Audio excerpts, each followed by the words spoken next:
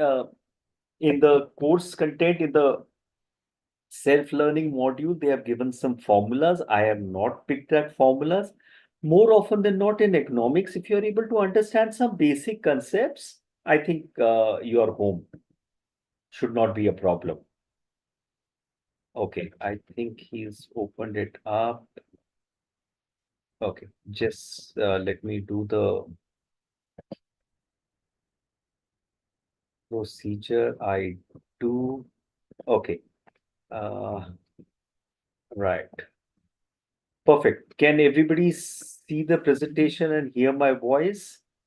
Yes, sir. Okay, perfect. Yes. At any moment, my voice suddenly goes or you can't see the presentation, please send me a message or speak up because otherwise I will never know. So, the unit one is about concept of measurement or concept and measurement of development. Development itself is a very funny concept because if you know, development is very loosely used for a lot of things. And more often than not, the concept of growth and development. So, what is growth? What is development? More often than not, development and the Hindi word of development, which is vikas, is it growth or is it development? And how does that work out? Let's look at it. So, meanings and difference in the concept of growth and development. And understand one thing, more often than not, economics is about numbers. It's a quantifiable criteria, and most people are very comfortable with quantification of things. For example, how does one prove throughout your educational life you are a good student? By the percentage or the number of marks you received in your examination. Nobody's going to see whether you are regular. Nobody's going to see whether you've understood the concept. Nobody's going to see what you're going to do with it. As long as you are able to, score good marks in your test, you are good. So this, quantification versus qualification, the quantify versus qualify is, a debate which keeps going on. The quantitative versus qualitative. There are some other indicators that we'll talk about: PQLI, HDI, GDI, and concepts like gross national happiness and happy planet. New concepts are coming in as scholars are working on it, as more research is happening. And let's start with growth and development. Economic growth can be developed as a quantity, and more often than not, growth and development in the economic criteria is interchanged. So a lot of people would say economic development, and a lot of people will say economic growth. As I keep repeating in scholarly pursuits, look at which scholar is saying that, and first go by the definition. What do you define as growth, or what do you define as development? More often than not, in the common parlance or the media speak, when they say development, they are talking about infrastructure development. Infrastructure development is more highways, more roads, and in the political speak, development is equated with infra development. So one needs to understand this, and in the economic growth concepts. And so, as I said, growth and development are changed, are mixed up. Changes in output of goods and services in a couple of times. So that's growth. Change in output of growth of goods and services and income over time. Mostly growth is to go from point A to point B in the positive direction, or you talk about negative growth. And in the terms of growth, you use concepts like GDP, GNP, per capita income, PCI, and used to define economic growth. And again, you see normatively, you talk about how a country is doing well by talking about the GDP growth.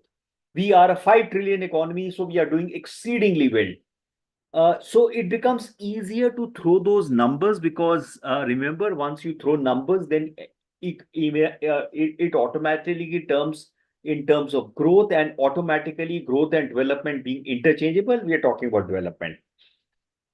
Now, when we look at the economic part, the initial set of economics, or still the prevalent set of economics, is in terms of changes, in terms of how things have moved from A to B.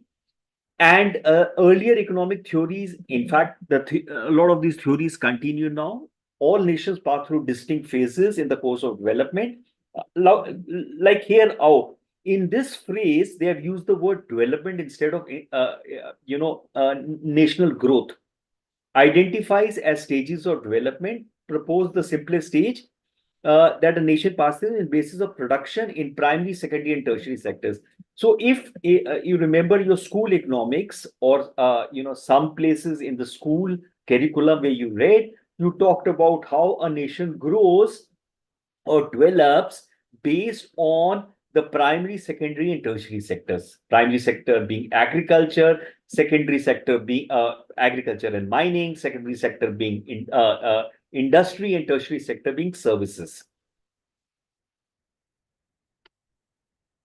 Their phases mark the stage of sectoral or structural shifts in the growth process. Now, here they use the term growth process. The whole unit moves between growth and development. And one needs to understand why, because inevitably, unless you at the onset define what is growth and what is development and what is the difference, when you look at it in the quantitative terms, growth and development keeps getting exchanged. Studies the mechanism of process of transformation of underdevelopment. And again, in media, in a lot of economic studies, in a lot of material that you will study, you will talk about how India is a developing nation or an emergent economy, and how there are these developed economies, and the basis of calling emergent or underdeveloped or developing to developed is in terms of how there are structural changes, how the economies have moved from largely traditional, characterized by subsistence agriculture, towards becoming more modern, urbanized, and industrially diverse. Once we look at this premise, more often than not, the push is trying to become industrialized. So you have concepts like Make in India, where we are talking about industry, and we assume the fact that structurally, when you move towards an industrialized society, you move towards industry, which leads to economic growth or economic development, and so on and so forth. Yes, Aisha. I just wanted to say that I think it's a little unfair that the only way that a country would be considered as developed is that if it left its agricultural, for example, roots, and then became more industrial, like all the other countries, as if Right. agriculture is something which is Right. holding us back See, or something.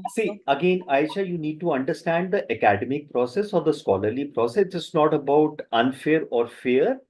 Now, the economists have to work with, or define certain. See, inevitably, again, as I said, the problem starts when we start giving definitions, and we start, making typographies of the world around us. Obviously, the world does not work on typographies. There are a lot of gray areas and a lot of way they interact with each other. But think about the fact that individual subject disciplines have to propound something, and they would come out with something which works as a theory. Then those theories are explained with examples, or models are prepared. So this is a very economically, or a particular perspective to understanding how a country moves. So don't, as I keep saying, in scholarly pursuits, don't look at it fair, unfair, good, bad, right, wrong, true, false. These are perspectives. So, and in fact, in your SLM, they have talked about growth and development first, giving various development, new developments paradigms, and talked about this economic structural later. I thought first to bring the economic part first, and then show you what are the new ways now scholars are looking at a country's development. Aisha? Yeah, I understand. I Okay. understand. Okay. So inevitably, the traditional was the traditional subsistence agriculture moving towards modern, urbanized, and industrial diverse. Sectoral composition of GDP and sectoral shifts of employment. And more often than not, typically, for example, India had a planning commission which has been replaced by Niti Aayog. So they are looking at how, sectorally, if you could move allocation. See, at the end of the day, it's a game of moving financial and human capital allocations.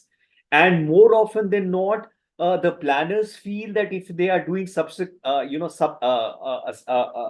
adequate amount of financial allocation. See, in fact, in a lot of talk, you don't even look at human allocation. You're looking always as fine. Look at the politicians speak. The politicians always are talking about financial allocation. This project is 3,000 crores, which means nothing, except it means that so much money has been allocated. There is a subtext to it, which means that if there is so much money allocated to it, the project needs to be a good project. We have seen it does not work that way, but remember, economic angle or the quantitative angle is much easier to sell. So, for example, it's much easier to tell that the student is an excellent student because he or she gets 95% marks. Now you try and tell people that the student was regular, the student understood each concept, but then how do you evaluate? And the evaluation is based on test, which is numerical scores. So that is how this has come about. GDP for any nation can be deconstructed into components of primary, secondary, tertiary. What differs across countries, the share of each component in the GDP, and that they have then said this country is higher GDP means it comes in a developed country, a lower GDP in a middle-run country, and less GDP in a low country. So that's how the mark allocation. So if you are a 75% and above, your distinction 60 to 75 first division. That's how allocations have been done. Resource shifts from agriculture to industry, that's an integral part of the development process. And that's where I keep repeating, I've been repeating since the start, the concept of growth and development are used interchangeably. Is determined by changes in elasticity of demand for commodity. This is purely an economic way of looking at things. Along with a shift in resources, occur shift in proportion of. And then once you have shift in resources, there's a shift in labor population. So that's how migration is explained in certain theories. That obviously there are some countries which have more capital, less labor, and there are countries which have less capital and more labor, and migration happens because countries with less capital, more labor, the labor then migrates to countries with more capital and less labor. That's one of the theories of migration. That's why we are studying all these things. So Fisher and Clark argue that low developed countries approximate 65% of labor force is engaged in agriculture, less than 20% is employed in industrial sector. And then based on these parameters, then policymakers then say that we need to move, we need to either give focus on agriculture or not, give focus on industry or not, or give focus on the tertiary sector. In sharp contrast, only 5% of the labor force is engaged in agriculture and about 30% is engaged in industry in high income country. So that's how, models are made or typographies done for people to understand it simply. Employment shifts are thus found to occur along changes in shift of resources and sectoral distribution of outputs. That's how the whole economic planning happens.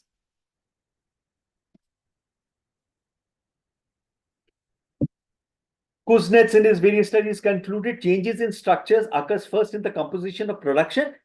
Again, the production theory, because remember, most of these theories started during the time of the Industrial Revolution, where production or industry became paramount, and every metric was based in terms of the industry.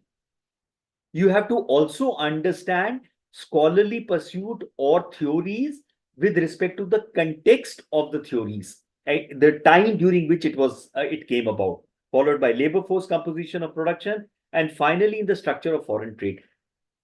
Most nations still tend to follow policies based on these theories. That we need to follow. Yeah, Aisha? Sorry. Can you, what is a composition of production? As in Sorry? the items that are produced? Composition of production followed by labor. So composition of production is are we is it primarily in term, what is the kind of production? So is it heavy industries? Is it small industries? how much allocation is done in large industries, medium industries, small industries. So how do you mix this up? So how do you mix between agriculture, industry, and tertiary? Because more often than not, the larger model is that a country is developed when very small percentage, 5% are in agriculture, a larger percentage, and again, the way the structural shifts happen is that the countries will move from agriculture production into industrial production, into services production. And so we will see subsequently later, in case, for example, India did not follow that model because India had a large agriculture production, still has a large agriculture base. The industries never matured, but just kind of stagnated at a particular percentage, and suddenly the tertiary sector took off. So, in a classical way, India can never be categorized as a developed economy because, for example, the industries did not take off in a particular way. The agriculture is still predominant. So India becomes an exception in that particular way, and so does a lot of countries. Aisha? Yes, sir. I understand. So then there is this concept of structural retrogression. Path of structural change is influenced to a large extent by its resources and endowments, both human and physical, and economic policies towards domestic markets. And so, more often than not, they are saying that this is the path that needs to be followed. Who decides this path? This path has already been decided by the Western model, which moved from agriculture into industry, into tertiary. And that's why I say the context of these theories came with the Industrial Revolution in Europe and around. And when they see that other countries have not followed this model, they say, oh, they have not followed this model, so there is a retrogression. Study found that the general pattern shift of structural transformation from agriculture and then to service sector did not occur systematically as proposed in a group of developing countries. And that is why, so again, as I said, this is the first a model created, and then you try and typecast each country into that model. And if the country is not typecasted into that model, you say, oh, not done. If I was to give an analogy, school typecast students who are good 75% and above. 60 to 70, they are not reaching their potential. Anything below 60, you have potential, but you're not using it. That is the way the typecasting is happened, not realizing that there are many other factors. For example, for a student not to get good marks, one basic factor could be the student is not interested in those kind of subjects or those kind of education. Similarly, countries can have varying path onto their movement of growth or during a course of time. Okay. Where the share of industry in the total output and employment initially increase, but falls down after a certain period without achieving its growth. Now, how was this defined? This was defined in the various policy formulations by the Western nations, because that's how they traveled. And now any country which does not travel the same path is said to be structural retrogression. Sudden jump towards a premature growth of service sector is referred to as structure. They've given a definition, they've given it a name. Okay. So as I said, as I keep repeating, define, give it a name, and create a model. If it does not work, then there is something else. The distribution of sectoral employment in India hardly reflects any structural change in economy. Composition of GDP indicates a declining importance of agriculture, major role of service sector by sluggish growth of industrial. So India has not followed the classical model of countries' growth.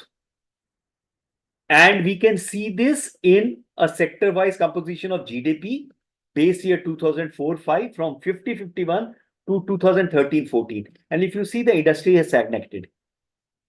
That is why still the politicians and the policymakers still hanker on industrial growth.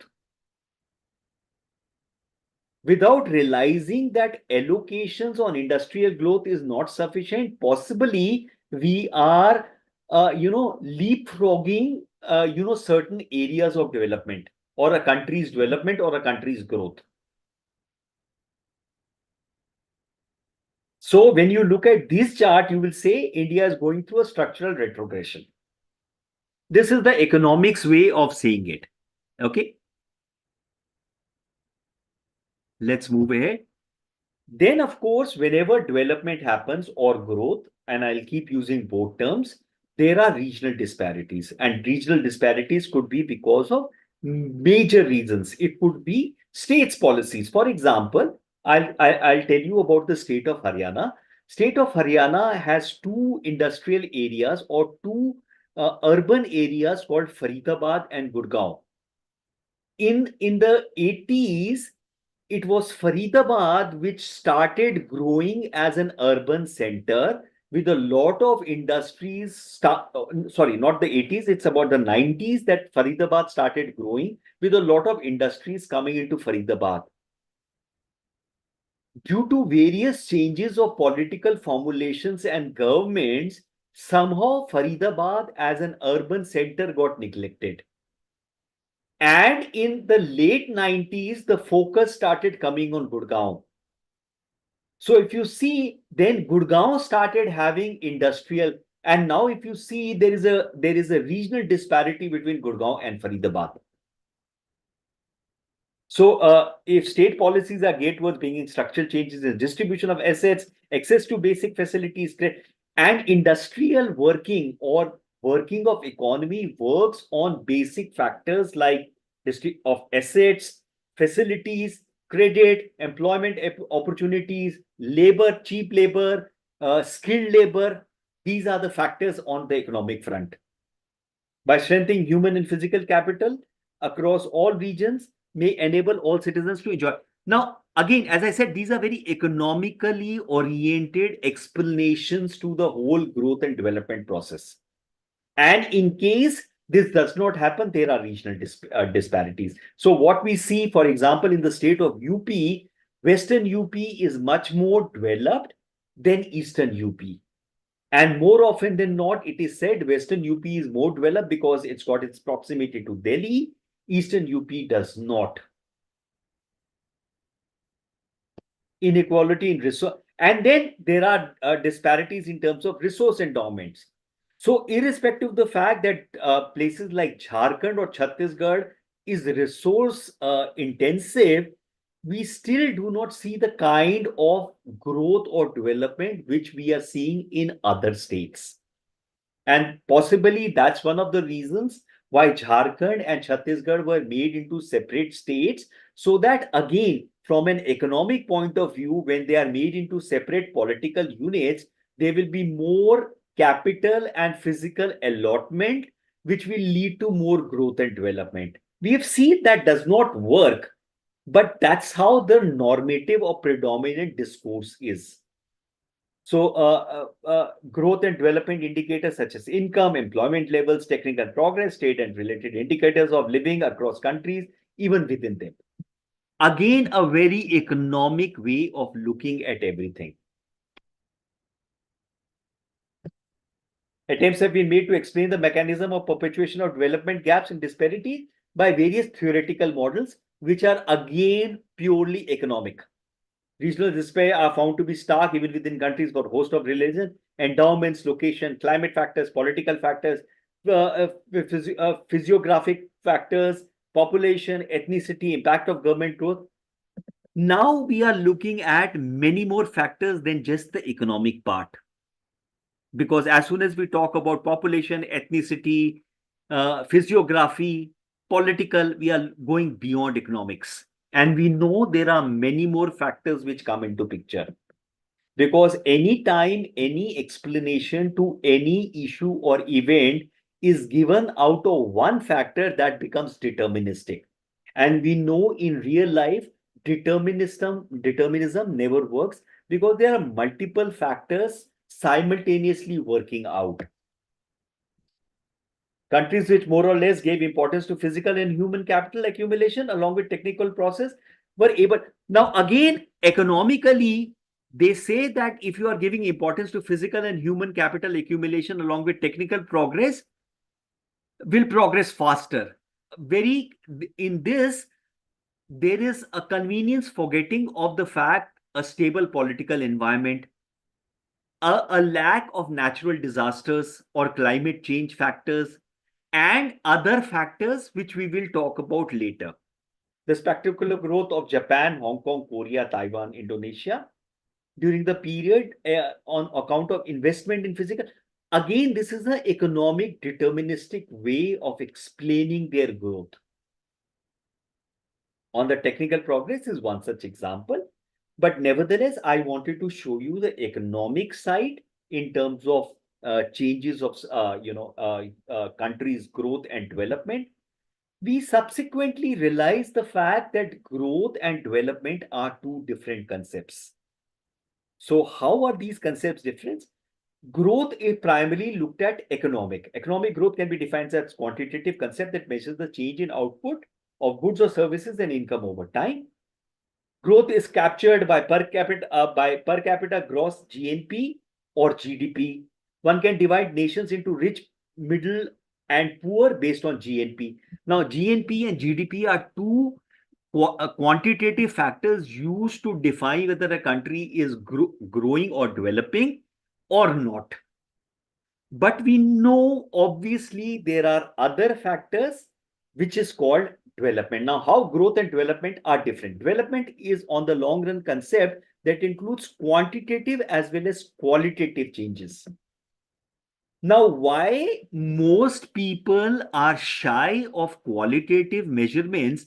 Because it's very difficult to measure qualitative measurements. For example, how do you measure your moods? How do you measure that today you are much better off than yesterday? Very difficult.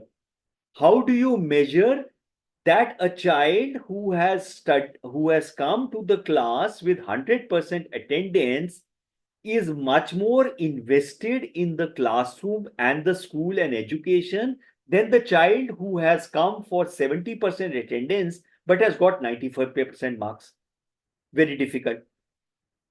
So, development aims at economic, social, and political well being of the people. So, this premise starts with people rather than the allocations in terms of capital, in terms of GDP growth, GNP, per capita income.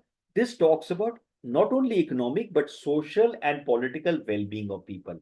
Now, how do you capture well being is the tricky part. And that is how various theories came about in trying to capture well-being of people. There is no single definition or prescription of development. Concept itself has evolved over time to accommodate and fulfill the development goals of different societies. So as things move from the industrial era into the modern post-industrial era to today what we are in the information age, not the industrial age, people and scholars and academicians have suddenly realized that this economic model was not good enough to capture the real development of a nation. Because, for example, a per capita income, let's say you have 100 rupees and there are 100, there are 100 people. Now, if you look at per capita income, it would be 1. It could also be that in this case, one person has 50 and the rest of the people has 0.5, 0.5, and yet the per capita will be 1. But you see, there are a lot of impoverished people and one exceeding, and which is happening in this country today. So if you look at how the incomes are distributed, the 10%, as per the latest media reports and the data, whatever data has been released, 10% of India is commanding a very large percentage of the total, growth or development or economy of this country. So, would you classify that as development? That is the question that needs to be debated. That in addition to income, the concept of development factors in qualitative indicators. Now, look at it. It is very logical and simple to understand that in case you have a working population which is not healthy, which is not educated, where there are working conditions are bad, the domestic conditions are bad, or market conditions are bad, how do you expect that population to do economically well? Logically. So now, once the economic model was kept to one side, scholars and academicians started looking at what else, because economy cannot be deterministic and you cannot have slaves. So especially in a democracy where there is freedom, there are various rights, there are various freedoms, you need to capture more than that. Confusing growth with development ignores how society is impacted by the distributional aspect of economic policy. See, earlier during the remember the Industrial Revolution happened because the European countries were able to colonize the rest of the world, taking their raw materials, taking their capital, taking their people as slaves or indentured labor, and running their own industries. Countries which were colonized never got that, so whenever you try and compare yourself, the global south tries to compare with the global north. Remember, the global south was colonized. A lot of its capital, resources, and human capital were taken by force to run the developed countries. So that is how they went into a backlog, which are produced, and most important, the actual achievement of attributes that one values and aspires. So obviously there are when you look at a successful child, or a successful child in a school education, you would also look at not only how much marks is the child getting, but is the child happy, is the child able to grasp the various concepts which are being taught, or is the child able to freely think on terms of various subjects or in terms of the career. That child, that's why it's called all-round development. So for example, when a child is born, you don't look at whether the child has increased in height or weight, but you look at other development parameters like cognition, like motor skills, like movement. That is when you say the child is developing. Similarly, nations are like children in terms of development. Confusing growth with development ignores how society is impacted. So changing approach from development from quantitative to qualitative, human development theories propose three interrelated basic concepts at core value of development: life sustenance, provisions of basic needs such as housing, clothing, food, minimal education, in order to lift people out of. So look at logically, the objective of a nation is to provide for its citizens in terms of life sustainability. So the whole process of politics, the whole process of economics, the whole process of nationhood is the fact that each individual has got life sustenance, has got certain self-esteem, involves ensuring citizens of a country are able to experience self-esteem and free. Now, these are all concepts again which have been developed for countries which are democratic, where there are certain freedoms enshrined in their constitution or otherwise. For countries which are dictatorial, you do not expect these things to happen. So again, these qualitative things are for democracies. Freedom, this refers to freedom from want, ignoring the scholar, attaches importance to ability of citizens to be free to make their choices, expansion of range of choices. Because again, they said that when you have freedom of choices, when you have multiple perspectives, then it leads to innovation, it leads to creativity. Innovation and creativity leads to a better work or a better economic environment, leads to a growth in GDP, GNP, and etc. According to Amartya Sen, growth of per capita income does not define development, but is only a means to an end. For example, technology, when we use technology like a mobile phone, mobile phone is not the end, it's a means to an end. For example, a mobile phone is able to give me a faster communication. The end is to be able to connect. The end is not the mobile phone. The end is the means to connect. Economic growth is only one of the many aspects of the process of economic development. Idea of development is premiered on the notion of functioning and expansion of entitlement, capabilities whereby the stress on the overall well-being and quality of life people succeeded in having. So suddenly the quality of life becomes an important concept. And obviously these things happen because now the world society is moving from an industrial society into an information society. And also because of all the technological achievements and everything, now human being has got more disposable time for entertainment and other things and for thinking about qualities of life, not captured by measures of income and output of growth. I hope I'm not going too fast, guys. No, sir. It's okay. Okay. I'm trying to push in a lot of things.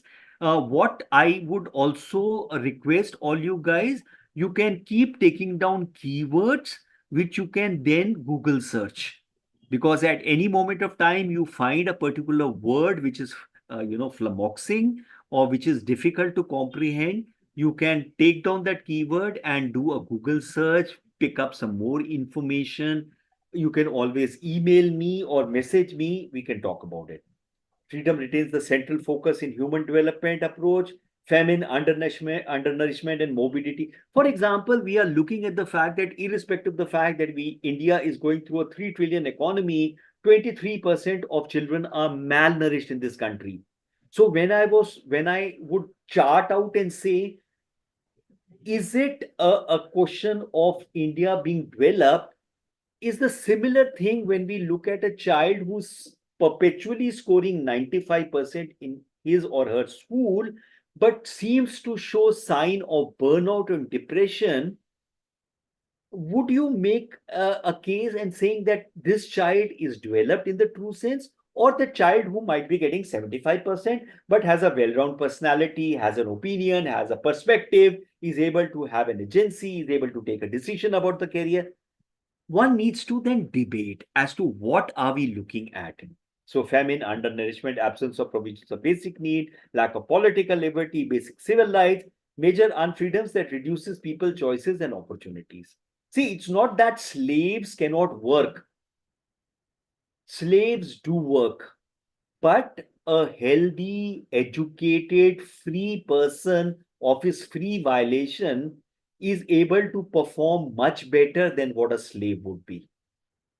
And then there is the second thing about the fact that it's a democratic country where the concepts of freedom, liberty, all these things in terms of the civilizational properties that human beings keeps talking about of a higher state also comes into play. Development conceived in the sense is essentially about elimination of these unfreedoms. That's how the case was made out into the qualitative part. Our GDP and PCI are average measures, do not clearly indicate unequal differences in distribution. Growth in GDP per capita would be with higher incomes of the richer group.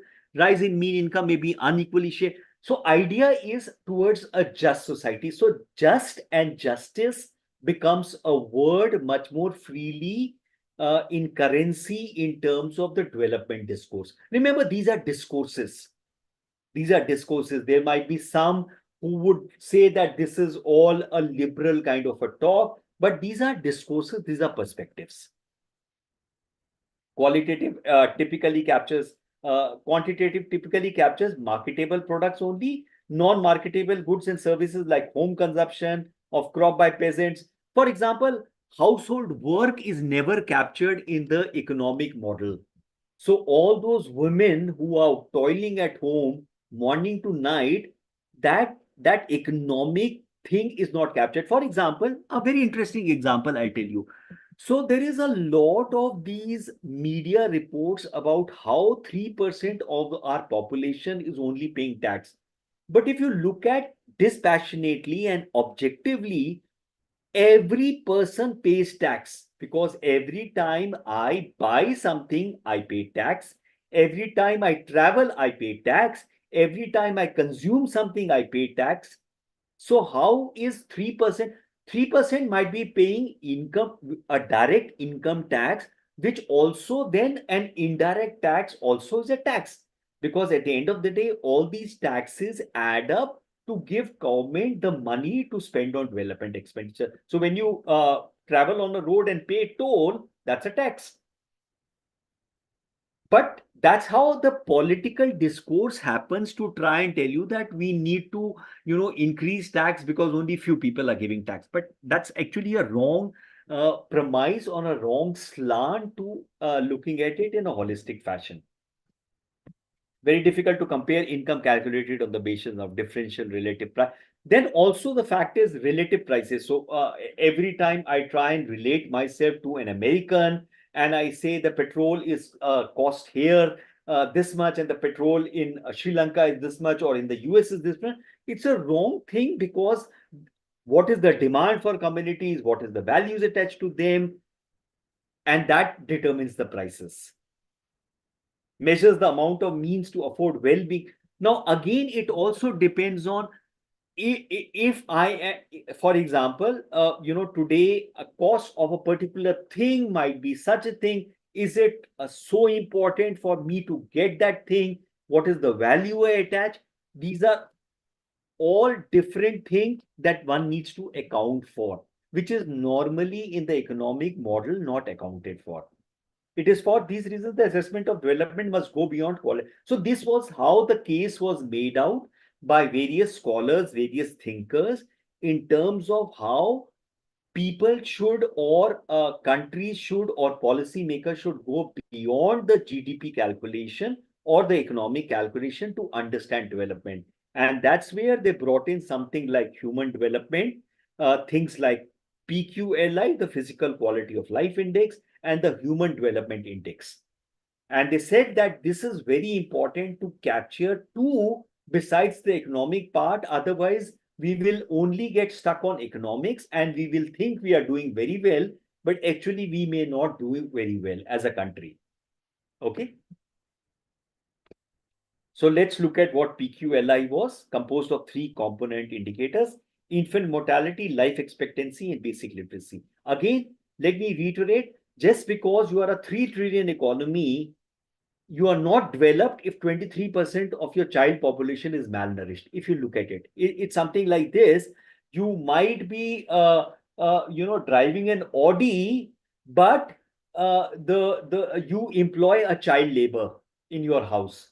Now economically you are very well off to drive an Audi, but look at the fact, on the larger parameter you are employing a child labor, or you're not paying your a domestic sufficient. For example, the Hindujas, which is one of the richest Indian non-resident families, were recently arrested and indicted in Switzerland because they were not paying their domestics wages which were due to them, which kind of contrasts in terms of your wealth and in terms of your well-being, in terms of your attitude to others. Life expectancy is measured in terms of the years, infant mortality rate in terms of per thousand, and basic literacy in terms of percentage. So that is how they were trying to calculate other development parameters. Indicators thus calculated were averaged to arrive at PQLI. Incongruences between GNP, and they found out incongruences between GNP and PQLI, indicating high per capita income did not necessarily result in better performance of health and literacy. So the economic theorist or the economic perspectives might only look at the GDP, GNP, etc. But when you look at the holistic development aspect, you look at others besides the money making. That leads to the development of PQLI, paved way for the formation of what is called the Human Development Index. And Amartya Sen, our own Amartya Sen, who got the Nobel Prize, has done a lot of work in HDI. The principal difference between PQLI and HDI lies in the fact that while the latter includes both physical and financial attributes of development, like income, the former, which is PQLI, only took about the physical aspect. So what they said in HDI is, no, economy is important, but with the economy, other factors are also important. And if you give weightage to each factor, like what we do in our life, we give weightage to the fact of the job that we do in terms of the salary that we earn, but we also look at what we call the quality of life. And quality of life includes basic education, basic health. Do we go for a vacation? Do we, what is the kind of nutrition that we eat, and so on and so forth. Since the publication of the HDI in 1990, human development approach to development became widely popularized. So 1990 onwards, HDI became widely popularized. HDI has three components: longevity, measured by life expectancy at birth, knowledge measured by educational attainment, and income measured by GDP per capita. And there was a Pakistani Haq and Indian Sane. Both of them developed this concept. Despite inclusion of income variable, greater emphasis is given to social progress, such that the income is not treated as a means, but in terms of the purpose it can serve to achieve the social progress. Essentially, you have money. What do you do with the money? Are you buying material goods, or are you spending on a better health? Are you better of a better quality of life? So that is how the HDI was developed. So if you look at the 2020 HDI index, India falls in the medium human development at 134. Remember, there are about 159 UN companies. We are pretty low in terms of the HDI. Look at the life expectancy at birth, 67.7. Norway is 83.4. Similarly, these HDI factors for the state of Kerala are much, much higher than for the state of UP or the state of Rajasthan or the state of MP. Kerala, the southern states are doing exceedingly well than the northern states. Expected years of schooling, mean years of schooling. Look at this. That's how the HDI, you can check this out at the HDI Index 2022. Sri Lanka is in a better position than India, sir. Yes. See, again, we need to understand the fact that India is a huge country and extremely diverse. That is why there is this debate whether a centralized system in India is actually. See, India has followed a unitary method of governance, and there has been a lot of debate of this unitary method or a centrally administered method vis-a-vis the federal method. And we have seen more often than not, in a complex, diverse, and a big country, a federal method works well. Unlike China, which is, remember, it's not a democracy. Democracy works with a separate nuances. Sri Lanka is much smaller. Remember, all these countries like Norway, Germany, UK, Japan are much, much smaller and less diverse. Yes, sir. So we need to understand that. So again, you need to understand the context when you look at these figures. But we have actually slipped over the last many years on the HDI and other factors. There are multiple reasons to it. We can talk about it. Let me just get through this. Okay. Success of HDI in offering a better measure. Again, each theory which comes out or each measure which comes out has its deficiencies. This index still does not fully capture the concept of human development because of the limited number of variables taken. For example, climate change. Now, there is a major flood happening in Gujarat. Vadodara is underwater because I was reading, they dammed the river for this bullet train project, and the people who were making this bullet train did not realize that when rivers flow, water moves. And in case of climate change, when the precipitation varies, you are sunk, which we see in all cities today. You know, the natural river flows have. Now, whenever climate change happens, climate has become a very important factor in human conditions today. So if people, if there is for example, in Vadodara, there is no drinking water, there is no electricity. There is, there are children foods might not be available, which will lead to drop in terms of the development indices. Concept of human development, because of the limited number of variables taken, HDI to only education, literacy, health, it excludes other important dimensions such as political freedom, very important freedom in a democracy, social freedoms, what I can eat or what I cannot eat. So there is a lot of debate in terms of midday meals and the serving of eggs in midday meals. There's a lot of debate between vegetarians and non-veg. So when you are looking at all these things, these are all factors which lead to human development. As the capability to participate in community and political decision making. We have seen traditionally a lot of castes being excluded from political decision making. We still read about news such as an IPS officer from a lower caste needed police protection to sit in a barat, to take his own barat out, which shows a sense of exclusion. These are not captured in HDI. Then they came out with something called the Gender Development Index. Also, the gender aspect is not captured because, for a simple reason, the way things impact women are way different from the way it impacts men. HDI measures average achievement. GDI adjusts the average achievement to reflect inequalities between men and women and measure the gender gap in human development achievement. Again, let me reiterate. These are various ways scholars have tried to capture various development parameters. None of them is perfect. So do not look at the fact, it has got every factor will have certain shortcomings, but these are the ways that development has happened in terms of capturing development. The GDI also measures 3 dimensions of physical and financial attributes of development. Health is measured by female and male life expectancy, because remember, the way male life expectancy work and the way female, what we talked about in migration, the feminization of migration. Most of the migration studies were looked at males, whereas suddenly we see now a lot of women, unmarried young women also migrating, but the models were not made to capture that. So a GDI came about. Then they came out with something called a multi-dimensional poverty index, published for the first time in the HDI report of 2010, premised on the understanding that poverty, like development, is multidirectional. I keep telling you about the deterministic concept. Never look at any deterministic way of things getting influenced. There are multiple factors at play. It complements monetary measures of poverty by taking into consideration other kinds of deprivations besides income suffered by people all the time. Index identifies deprivation across the same 3 dimensions as HDI.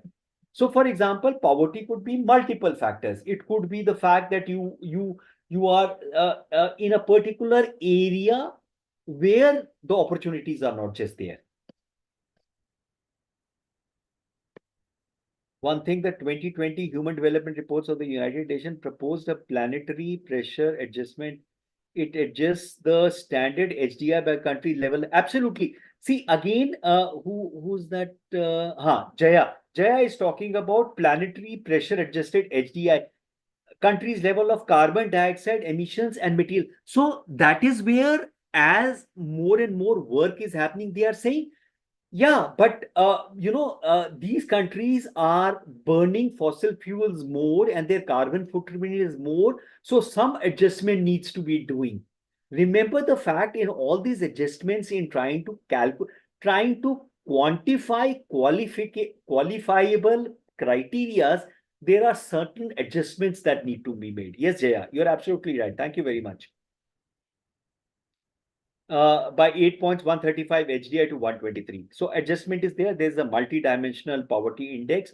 Then they came out with something called the World Happiness Index.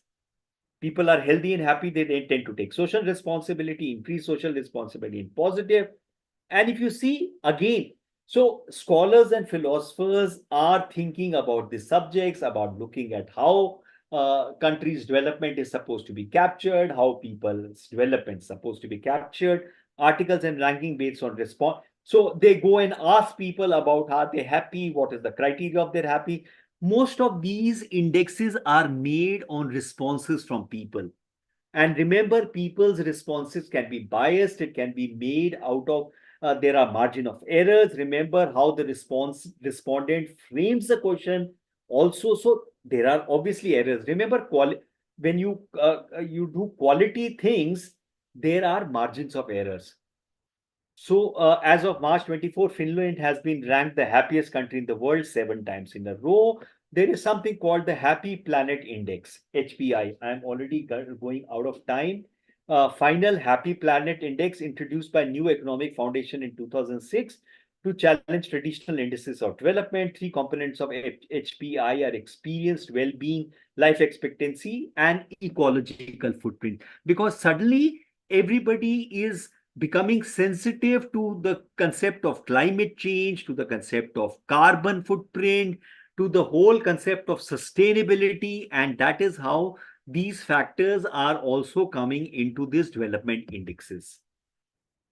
Survey is conducted to get data on experiences, well-being, asking respondents to access. For example, the CO2 emissions associated with manufacturing of a mobile phone made in China will count towards Chile's ecological footprint if it is bought by someone living in Chile. So Jaya, that's where it comes about. Measures its growth by gross national happiness index. Aisha, absolutely right. Bhutan has a much higher happiness index than a lot of even developed countries. But again, as I said, all these countries are smaller. All these countries are smaller. They are less diverse. It's easy to measure such parameters. In India, the biggest problem of India is a large population, a large diverse population, an extremely large area to have that. Okay. Quickly, summing up, all nations pass through distinct phases during the course of economic development, stages of development. Economic growth is quantitative. Development, on the other hand, is quantitative as well. Qualitative, there are some references: Panchmukhi, Nambiar, Sukho, Fakuda, Ray Debraj, Economic Development Overview.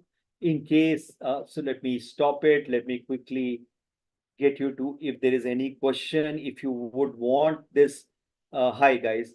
Let me just again put my email ID in case you need a copy of this presentation. I'm not sure whether you've got the SLM to this, but in case you want a copy of this presentation, you can send me a mail and I will. Yes, that's my mail. Hi. Any questions? Sir, Yep. sir, I don't have my, I don't have my SLM Okay. till now. None of the SLMs, MDI 1 to 6? Yes, 1 to, I have 1 to 6, but not India 7. This one that I'm doing. Okay. No, sir. Study material in hard copy. In the hard copy, you have none of those MDI 001 to MDI 006? Yes, I have that. But Hard I copy. don't have, yes. But You don't. India 007. Yes, sir. 007 will be shared with you shortly. They are just coming out. Okay. That is why I said that in case you want the PPT, you can send me a mail and I'll send you the PPT. Okay, sir. Sir, And who's that? sir, Gurpreet, sir. Gurpreet, बताइए. Sir, as you compared Faridabad with Gurgaon, Eastern, Western UP, Jharkhand, Chhattisgarh with Telangana and Karnataka or Kerala, Punjab is the most suffered state. Just 3 points, sir. Sir, the Himachal Pradesh Baddi area got health concession and the pharmaceuticals industry moved to that place. Due to strained relations with the neighbor countries, the border is not open. That was most viable economically, sir. And the third one, sir, Mohali could not be IT sector. Besides all 3 factors, as we have Gurgaon, Bangalore, Mumbai, and other cities also. So, sir, that's the reason for the mass migration. That too after 10+2. Sir. You're absolutely right. And see, again, as I said, one of the factors on development was the political factors. So in the political factors, obviously, there was this cross-border trade was stopped. That was the international political factor, but local political factors was that Himachal was able to give a better, subsidy or various incentives to the industries, and the industries moved out from Punjab. So political factors, any which way, remain. Then, of course, there are issues of allocations. For example, I was told, and I've been reading the fact that, for example, some rural grant money, which was supposed to be given from the center, was not released, again, because of political reasons. So, this, Gurpreet, one needs to understand these factors keep on coming. And that is why when we look at development, not from an economic point, but from an other point, the qualitative point, we see that states, number will fall below certain point based on these factors. And once these factors started improving or start to improve, it will rise. For example, that's why the southern states are doing extremely well. Kerala has got infant mortality rate and maternal mortality rate which equals the developed countries of US, Europe, and Japan. Whereas if you see the health factors in UP, MP, Chhattisgarh, Rajasthan, they were initially what was called the Bimaru states. Bihar, Madhya Pradesh, because, obviously, still, very interestingly, in our all media and political discourses, human investment is not considered as investment. Still. Investment is considered in terms of monetary factors because, as I said, it's very easy to classify a student as bright if the student gets 95% marks. So quantity still goes over quality, but world over now, more scholars and academicians are looking at quality to add to the quantity factors in defining growth and development. Gurpreet? Thank you, sir. Okay. So Jaya is also writing, we have one more thing. Now we are classifying tertiary sector into two more: quaternary, specialized tertiary, which is known as knowledge sector, and quinary. These are services that focus on creation, reincarnation, interpretation of new and existing ideas. Absolutely, Jaya. Again, as I said, as things go by, more and more scholars or philosophers give their own interpretation based on, again, as I said, whenever some interpretation is coming, who is giving that interpretation in what context? Thank you for sharing that. Most of the people, if you are able to, oh, she has given me a direct, Jaya, let me push this into the, hang on. Jaya has sent me a direct message. So let me put it in the class. This is shared by Jaya. Now we are classifying tertiary sector. So which scholars are certifying that, or which particular academics is certifying that? Has it become a norm? You can just Google search and find out. You can also provide me details on that. And as I said, the WhatsApp group that you all are can be a great way of sharing information. Remember, this course has multiple objectives to it. One objective is obviously you get a diploma or a degree. The second objective is obviously it helps you with your career or whatever it. There's a third objective is to get multiple perspectives on things that you might have already known, but a new perspective comes. And then sharing of information and knowledge always adds to a perspective. Guys?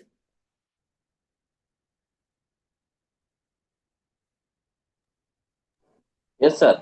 Okay, perfect. I've already overrun my time. So if you have any questions, you can email it to me or we can discuss it in the next class. We will take unit 2 next Saturday at 3 o'clock. I've already overshot my time. Obviously, there'll be people who have other things to do. So you have a nice weekend and a wonderful week ahead. In case you want the presentation, please send me an email. I'll send you the presentation. Yeah. Shreya, you will get your SLMs, your learning modules in the due course. I think it's still being published and printed and whatever it is. Yeah. Bye-bye. Thank you. See you. Bye.